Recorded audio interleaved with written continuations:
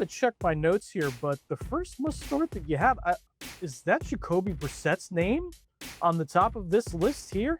I mean, coming off a game where he made some history, 47 completions. That's interesting, though. Like you're rolling the dice on Jacoby Brissett as a must start. I think you gotta sell this one to me a little bit.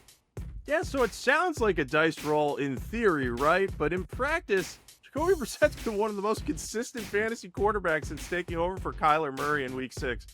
In every single game that he's played, he's thrown 2 touchdowns, and he's thrown for at least 258 passing yards in every single game. That's the production that if you said to a fantasy manager, hey, your quarterback's going to give you this, they're going to say, yeah, I'll take that. That's just high floor production. Now, you can question what the ceiling is because the Cardinals offense, they've been playing from behind a lot, so they've had to throw a lot. What happens if they get into a tighter, more defensive battle? Yeah, Brissett could take a step back, but the Jaguars have, they're coming off that elite level performance against Justin Herbert, but I don't think fantasy managers should be too scared of them because they've allowed the 5th most fantasy points per game to quarterbacks this season. Injuries suck, as we know, with Kyler Murray out, but injuries also suck in the backfield, especially when it comes to Josh Jacobs, right? He's a guy that's week to week. Thankfully, it's not more serious, but Packers are going to have to turn to other options in the backfield, and Emanuel Wilson is a guy who you have on your list here as a must start this week, Jacob. Please tell us why. And the reason for this is it's all about Jacobs' injury because Matt LaFleur said that Jacobs could potentially play this week, but I'd be surprised if the Packers rush him back at this point. And if Jacobs does not play, Emmanuel Wilson is going to take on the workhorse role. You want to know why, Joe? There's a running back behind Emmanuel Wilson, right? Their 3rd string back, Chris Brooks. You know how many carries he has this year? 3. Tell me.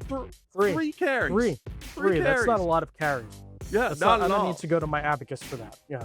Yeah, exactly. So, Wilson is probably going to take on a majority of the touches there. The other guy, Brooks, is better as a pass catcher, but he's probably not going to do as much damage between the tackles. So I think from volume alone, Emmanuel Wilson is going to end up being an RB2. So, maybe Josh Jacobs will play, but if not, you're looking at probably 15, 20 touches for Emmanuel Wilson. And I think that's something that fantasy managers who got him on the waiver wire are going to be drooling over. All right, Jacob, the last player on your must-start list this week.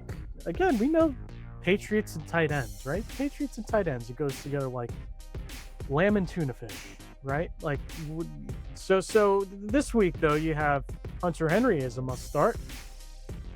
That's safe, relatively speaking. Tight end is a fantasy wasteland, but why is Hunter Henry a must-start in your estimation? Yeah, Joe, I've been talking to you ad nauseum about this because I'm just baffled by how terrible the Bengals defense is against tight ends. It's just absolutely terrible. They've allowed the most touchdowns to the position by far. They've given up 12 receiving touchdowns. I think no other team has given up more than 8. And Hunter Henry, while his volume hasn't always been there, he plays with one of the best quarterbacks in the league right now in Drake May. So I think he's a good bet to have a rock-solid, productive game and potentially get into the end zone against this absolutely horrible defense against tight ends.